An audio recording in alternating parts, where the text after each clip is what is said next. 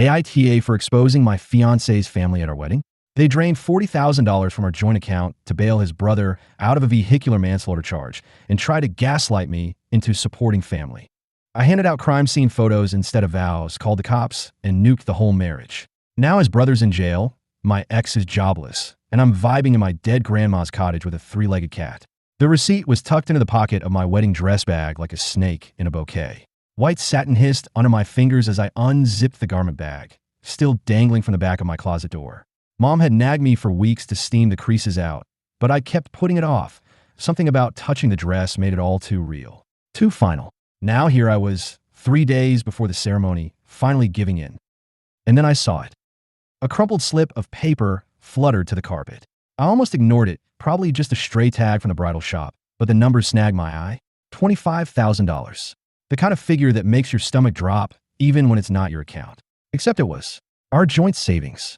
Mark's name was scrawled at the bottom next to a timestamp from 2 days ago. Wire transfer to Derek Hollis. My throat went dry. Derek, Mark's brother. The human tornado who'd borrowed $5,000 last year to cover a gambling debt and never paid it back. The guy who'd shown up to our engagement party drunk and tried to fistfight the bartender. The reason Mark had started hiding his phone whenever Derek's name lit up the screen. No, I whispered, like saying it louder would make it true. No, he wouldn't. But he had. I stormed downstairs, receipt crumpled in my fist, heels clacking too hard against the hardwood. The house smelled like vanilla, Mom's candle obsession, and Mark's overcooked bacon from breakfast still lingered in the air. He was sprawled on the couch in his gym shorts, Xbox controller in hand, laughing at some YouTube video. The sound made my teeth ache. We need to talk. He didn't look up. Can't wait. I'm mid-rate. Now, Mark. That got his attention. He paused the game, eyebrows lifting as I thrust the receipt at him. What's this? You tell me. $25,000. To Derek. He blinked, slow and lazy, like I'd asked him to explain the weather. Oh, that. It's an investment. Derek's got this app idea. Fitness meets crypto, kind of genius, and he needed seed money. We talked about it. We never talked about this. Sure we did. Last month, when he came over for burgers.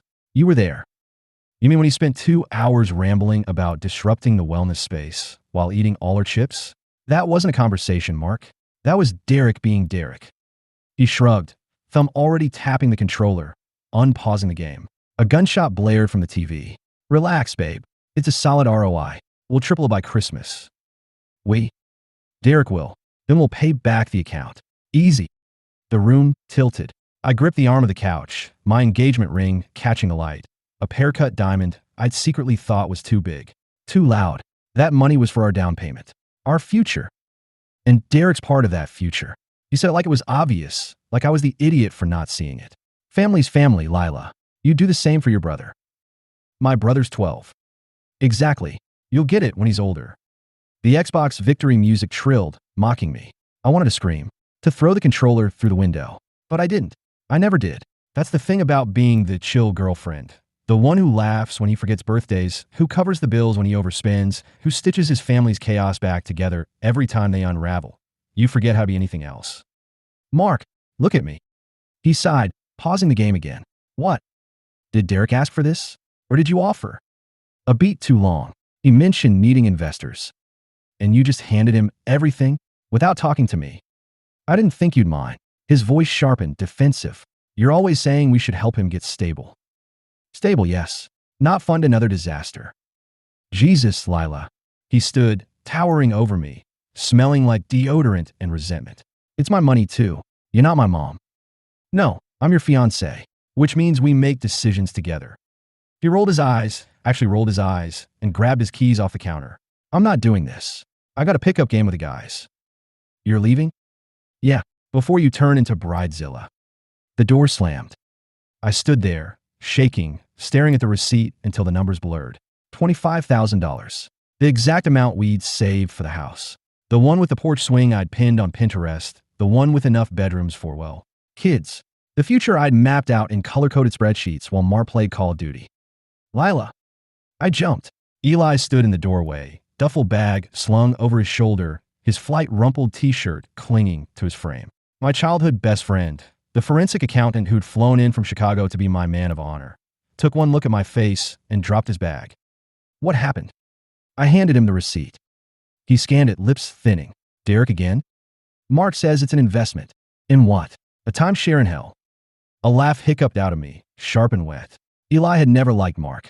Hadn't bothered hiding it since the day I introduced them. Mark with his arms slung around my shoulders, Eli with his arms crossed, asking, "What's his credit score?" "What do I do?" The words felt small, pathetic. Eli hesitated, then nodded at my laptop on the kitchen table. "Let me look." "What?" "Bank statements. Tax returns. Whatever you've got. If Mark's funneling money to Derek, there'll be a trail." I stiffened. "I can't let you dig through our finances." "Why?" "Worried I'll find something." "Yes." But Eli was already pulling up the browser, fingers flying over the keys. "Password." "Eli, Lila, you spent 6 years cleaning up after these clowns. Let me help." I gave him the password. 2 hours later, we sat cross-legged on the living room floor, statements spread around us like confetti. Eli's notes filled a legal pad. Arrows circled dates, a flowchart that made my head spin. Here, he tapped a withdrawal from April. $3,000 to HL Holdings. That Derek's LLC? I don't know. And this one in July. $8K to a Cayman Islands account. Mark ever mention offshore investments? No. My voice sounded hollow, distant. Eli sat back, running a hand through his messy dark hair. Look, I can't prove anything yet. But this pattern? It's not random. It's deliberate. And if Derek's involved, they're hiding something. Yeah. He met my gaze, steady. You sure you want to know what? Outside, the street lights flickered on. Somewhere down the block, a dog barked. I thought of Mark's laugh, the way he proposed, on one knee at a baseball game. Jumbotron flashing, "Will you marry me?" While the crowd cheered. I'd said yes because it felt like a movie, because I thought love was supposed to be loud. Now, the silence was deafening. "Yes," I said. "I need to know." Eli nodded. "Then we keep digging." He didn't say you might not like what we find. He didn't have to. By midnight, Eli had turned my kitchen table into a crime scene. Bank statements, highlighted transactions, and a half-empty bag of Doritos he'd pulled from the back of my pantry like some kind of snack detective. I stared at the screen of his laptop, the glow making my eyes ache. "Another one," he said, pointing at a withdrawal from 2 weeks ago. $12,000. Mark's signature. For what? Same as the others. HL Holdings. I slumped into a chair. HL Holdings. Derek's company, which as far as I could tell existed only as a poorly designed website featuring stock photos of guys in suits high-fiving. I'd Googled it after Eli left the night before, my phone burning a hole in my hand as Mark snored beside me. He'd come home smelling like beer and Axe body spray, mumbled "Love you, babe," and passed out like nothing happened. "Love you, babe." I'd wanted to scream, to shake him awake and demand answers. Instead, I'd slid out of bed and spent 3 hours combing through every transaction, every lie, until the numbers bled together. Now, Eli tossed a red-voweled receipt at me. This brings the total to $40,000. $40,000? Plus the Vegas charge. What Vegas charge? He flipped to another page. $8,000 at the Mirage last month. Room service, blackjacking. He cleared his throat. A gentleman's club. The room spun. I gripped the edge of the table. Derek was in Vegas? According to this. Mark told me Derek was in rehab. Rehab's cheaper. A bitter laugh clawed its way out of my throat. 40 grand. Almost every cent we'd saved. Our future pissed away on blackjack tables and bail money. Because that's what this was, right? Derek didn't do investments. He did disasters. My phone buzzed, Mom. Don't forget the bridal shower today. Noon sharp. Aunt Carol's bringing her famous ambrosia salad. Smiley face. Ambrosia salad. Because nothing says congrats on your doomed marriage like canned fruit and Cool Whip. The shower was at Mark's parents' McMansion. All marble floors and chandeliers that looked like they'd been stolen from a Versailles-themed casino. His mom, Gloria, had gone full Pinterest. Balloons shaped like rings, a cake top with a plastic bride and groom, and a sign that read "Happily Ever After starts here." In cursive, so swirly it made me nauseous. Mark's sister, Tara, cornered me the second I walked in, a mimosa sloshing in her hand. "You look rough, girl. Cold feet." "Just tired." "Don't worry." She winked. "Mark will perk you up tonight." I forced a smile. Tara had always been the human version of a glitter bomb, loud, sparkly, and impossible to clean up after.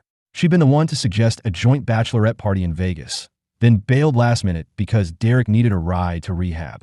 Again. Gloria clinked her glass. "Time for presents." I sat on a throne of white tulle, peeling wrapping paper while relatives oohed and awed over crystal vases and monogrammed towels. My hand shook. All I could think about was the $8,000 Vegas charge, the way Derek had probably toasted with champagne in some VIP booth while I'd been home texting Mark about paint samples. Eggshell or linen white? Whatever you want, babe. Tara plopped down next to me, her fourth mimosa dripping onto the carpet. Derek says thanks, by the way. I froze. For what? The cash. Mark told him you were cool with it. The room went quiet. Aunt Carol paused mid-bite of ambrosia. Cool with? The investment. Derek's app thingy. She waved her glass. Though between us, he blew most of it in Vegas. Again, she giggled. Classic Derek, right? Someone gasped. Gloria's smile turned rigid. Tara, sweetheart, why don't you help me refill the punch? But I was already standing, the room tilting. You took our money to Vegas? Tara blinked, suddenly aware of the silence. I thought you knew. Knew what?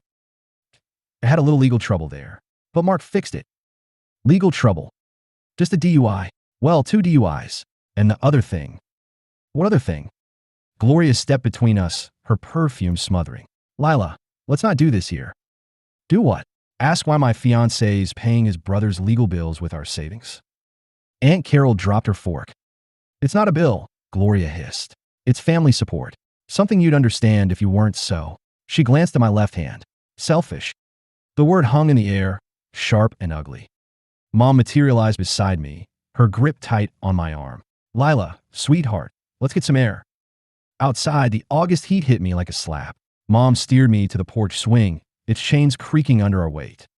You need to let this go, she said. Let it go. They stole from me. They're family. Families make mistakes. Mistakes don't cost $40,000. She sighed, the same sigh she'd used when I'd quit piano lessons at 12, when I'd dated the wrong guy in college, when I dared to want more than her quiet life of book clubs and unspoken resentments. You're always so dramatic, Lila. Mark loves you. That's what matters. Love doesn't pay the mortgage. No, but it builds a home. She patted my knee. Don't throw away a good man over money. A good man. A man who'd hidden $40,000 in withdrawals. A man who'd let me blame myself for months when I'd thought I was overspending. My phone buzzed. Eli. Need to talk. Now. I found him at the Starbucks down the street, his laptop open beside a half-eaten muffin. He didn't look up when I slid into the seat across from him. Tell me, I said. Derek was arrested in Vegas last month. For the DUIs? For vehicular manslaughter. The word punched through me. Manslaughter. He hit a cyclist, Eli said, voice flat. A 24-year-old grad student. She died at the scene. Nausea rose in my throat. And Mark posted his bail. $40K. THENANOTHER.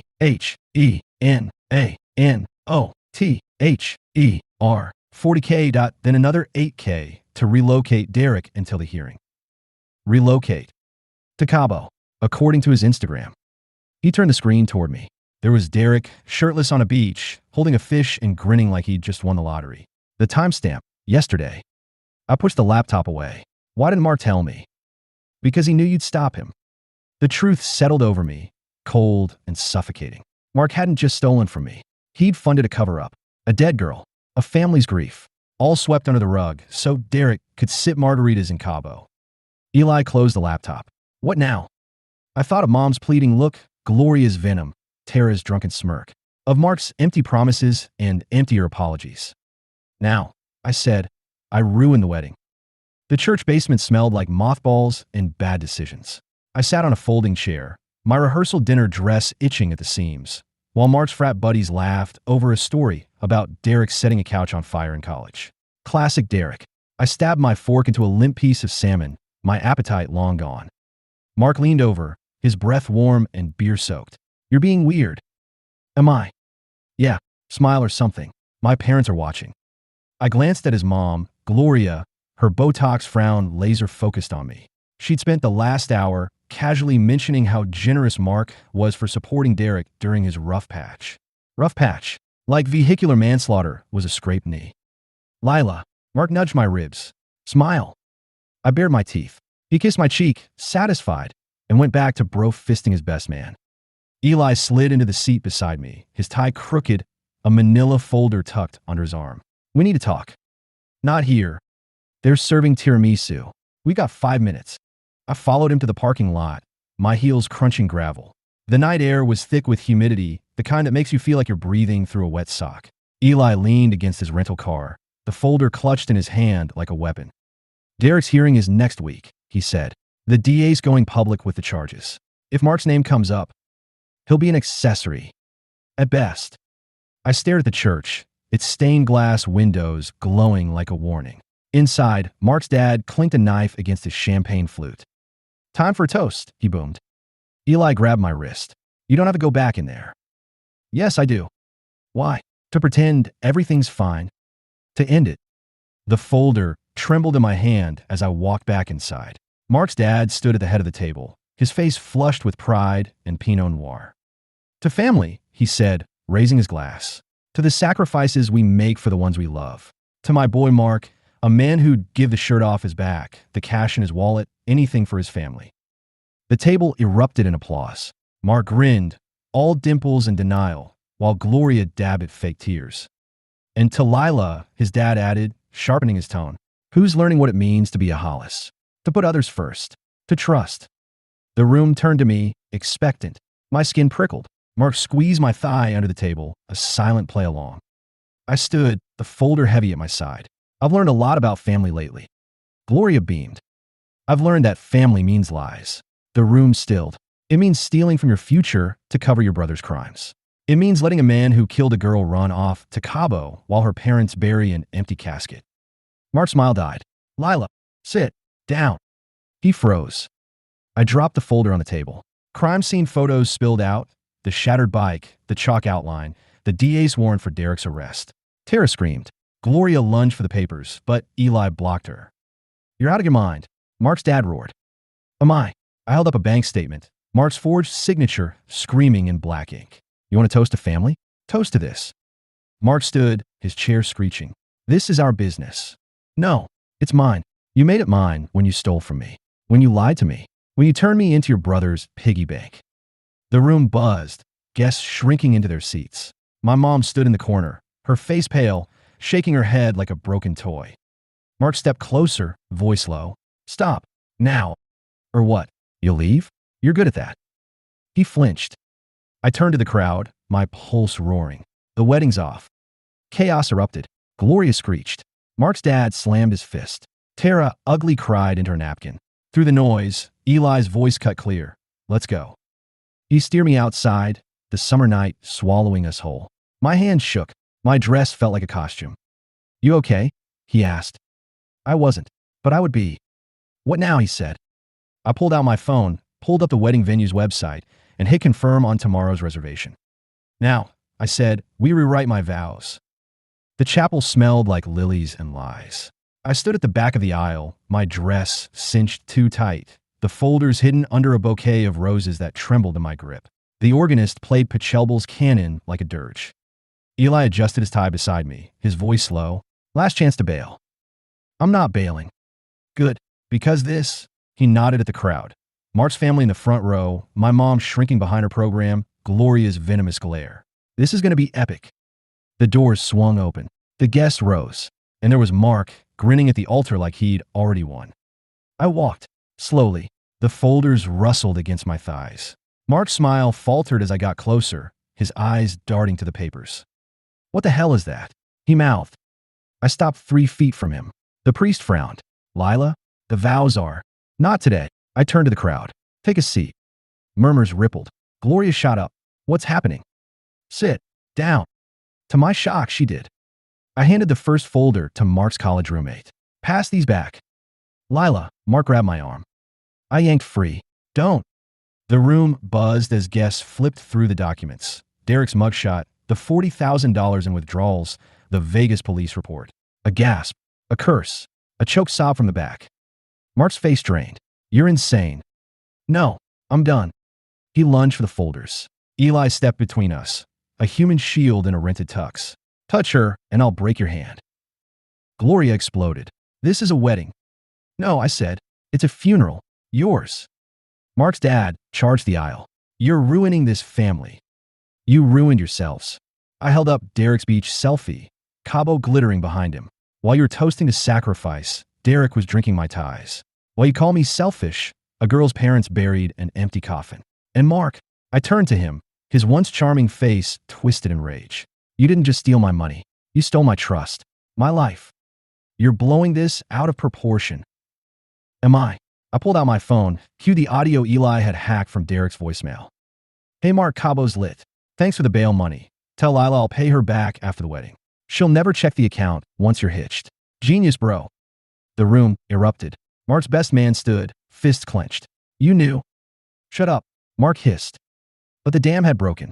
Guests hurled questions, accusations, a wine glass shattering against the pew.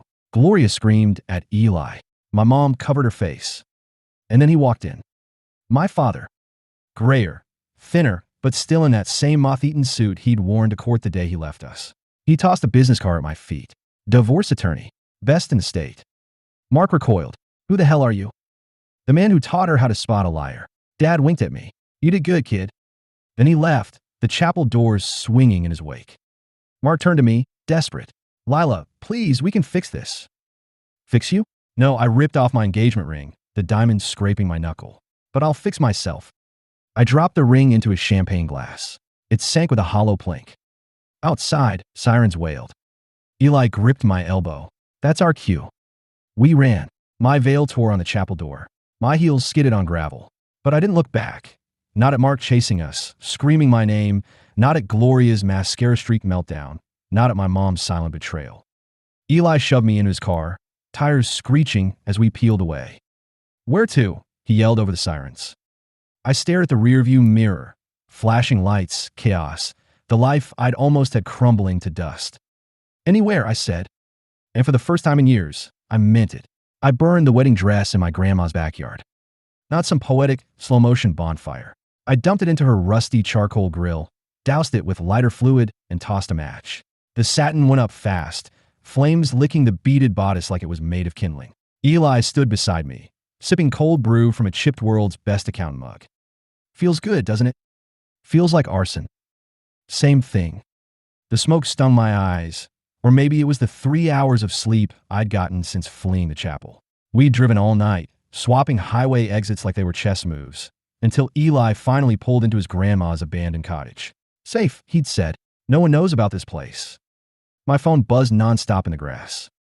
Mark, answer me, you crazy bitch. Mom, how could you humiliate us like this? Gloria, you'll regret this. I chucked the phone into the fire. 3 days later, the video went viral. Some groomsmen had filmed the whole meltdown, me dropping the folders, Mark's dad lunging, Eli blocking him like a bodyguard. The clip racked up 1 million views by noon. Hashtag altar of truth trended. Strangers DM me essays about their own Derek-shaped disasters. My favorite comment, sister said, I object to the whole damn patriarchy. Eli propped his feet on the cottage's wobbly coffee table, grinning at his laptop. Mark's company just suspended him. Derek's extradition hearing is tomorrow. Good. You're not happy? I stared at the ancient floral wallpaper, peeling at the seams. He closed the laptop. What do you need? To rewind time. To never say yes. To stop hearing Mom's voice hissing selfish in my head. Pancakes, I said. We ate pancakes at a roadside diner, syrup dripping onto cracked vinyl seats. Eli drowned his in blueberry compote, the same way he had at our high school prom after his date ditched him. Remember this place? He said. You cried into your fries when I beat you at Pac-Man. You cheated. You distracted. He smiled, soft and unguarded, and I realized it was the first time I'd seen him without a spreadsheet in 3 days. Lila, don't. Don't what? Whatever you're about to say. Don't. He leaned back, hands up. Fine, but you're going to hear it eventually. I knew what was coming. The looks, the pauses, the way he'd hovered outside the bathroom door last night when I'd thrown up from stress. Eli had loved me since we were 15. Quietly, patiently, like I was a math problem he couldn't solve. But right now, I didn't want to be solved. Mom showed up on day 7. I was hauling Grandma's rotting porch furniture to the curb when her Prius crawled up the gravel drive. She stepped out in her Sunday pearls, lips pursed like she'd smelled something foul. You look terrible. Missed you too. This has gone far enough, Lila. Drop the charges. Forgive Mark. Come home. I laughed. Actually laughed. Home? To what? Your couch? Your silent treatments. to family. I hurled a broken chair leg into the dumpster. Family doesn't steal. Family doesn't gaslight. Family sure as hell doesn't bail out a murderer. She flinched. Derek didn't mean to kill that girl. And I didn't mean to torch my life. Guess we're all full of surprises. Tears welled in her eyes, the kind she'd weaponized my whole childhood. You're tearing us apart. No, I said cold and clear. You did that when you chose them over me. She left without saying goodbye. That night, Eli kissed me. We were scrubbing decades of grime off Grandma's kitchen cabinets, sweat sticking our shirts to our backs, when he suddenly pinned me against the sink. Eli, I've waited 12 years, he murmured, breath hot on my neck. Let me take care of you. For a second, I almost gave in, almost let the numbness fade into something. But then I saw it. The hunger in his eyes, the same desperation Mark had once used to manipulate me. I shoved him off. I'm not your redemption project. He froze. That's not what this is. Isn't it? You've been waiting for me to break so you could swoop in and fix me. Well, newsflash, I don't need fixing. I need to be alone. His jaw tightened. Fine, but when you change your mind. I won't. He left at dawn. The restraining order arrived on day 14. Mark had violated it twice already, lurking outside the cottage, slashing Eli's tires, screaming that I'd stolen his future. The cops found him drunk in a Motel 6 with Derek, both of them plotting to sue me for defamation. I didn't care. I painted the cottage walls sunflower yellow. I adopted a 3-legged stray cat. I ate cold pizza for breakfast and watched the sunrise over fields of overgrown wheat. And when the guilt crept in, you blew up your life over money. You ruined Mom. You're just like Dad. I reread the email from Kelly, Seth's sister. You were right. I left him. Here's the $1,200 I owe you. Keep earning shit.